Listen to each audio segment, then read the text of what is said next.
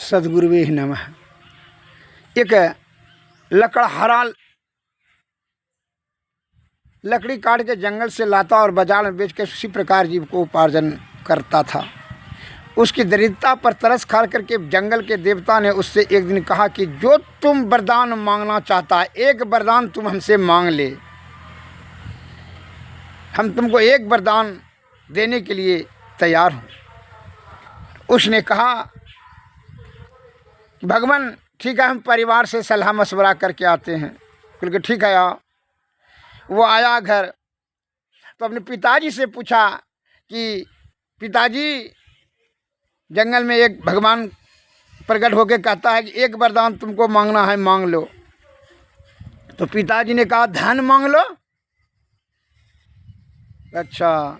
अब माताजी से पूछा, माताजी भगवान ने कहता है एक वरदान मांगने के लिए, क्या मांगे? कहा आँख मांग लो। हमको आँख नहीं है, दोनों आँख से तुम्हारा पुत्र हो, तुमको पोसे हैं, हम दोनों आँख से अंधे हैं, इसको आँख मांग लो।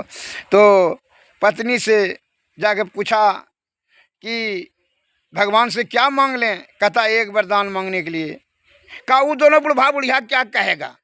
वो दोनों कितना दिन जिएगा? 2-4-5 बरस जिएगा करेगा। उस सब के बाद में मत रहिए, एक तो बेटा मांग लीजिए। देखिए हम बांझ हैं, इससे गांव वाले हमको जो है दुस्ता है, प्रतिष्ठा हमारा नहीं बनता है, बड़ा चिंताग्रस्त रहते हैं हम निपुत्रे रह जाएंगे। तो ठीक है। एवं प्रकार से उनका दिमाग और संतुलन उसका गजबजा गया कि क्या मांगे। अगर यदि पत्नी का बात मानते हैं तो माता पिता रुष्ट, और पिताजी का बात मानते हैं तो माता और पत्नी रुष्ट। अब क्या करें? और माता जी का बात मानते हैं तो पिताजी और पत्नी रुष्ट, क्या हो जाएगा?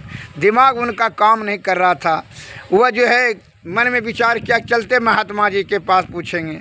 साधु के कुटिया पर जाके पूछा कि महात्मन हमको बताने कृपा करें, एक देवता ने प्रकट होकर कहता है कि एक वरदान तुमको जो मांगना है मांगो। लेकिन माता पिता और पत्नी का तो कहना अलग अलग अपना विचार दिया है। कहा क्या विचार दिया है? कहा कि पत्नी बोलती है बेटा मांग लो, माता कहती है आँख मांग लो, और पिताजी कहता है धन मांग लो। तो हम चाहते हैं कि एक ही ठो मांगने के लिए कहता है, तो कैसे क्या करें? तो महात्मा जी ने कहा बस इतने ना तुमको समस्या है, बता देते हैं। जाओ देवता से कहना कि माता जी ने अपने पोता को 100 वर्षों तक सोने के झुलमा में झूलते हुए दूध भात सोने के कटोरी में खाते हुए देखना चाहती है। यही मांगना, यही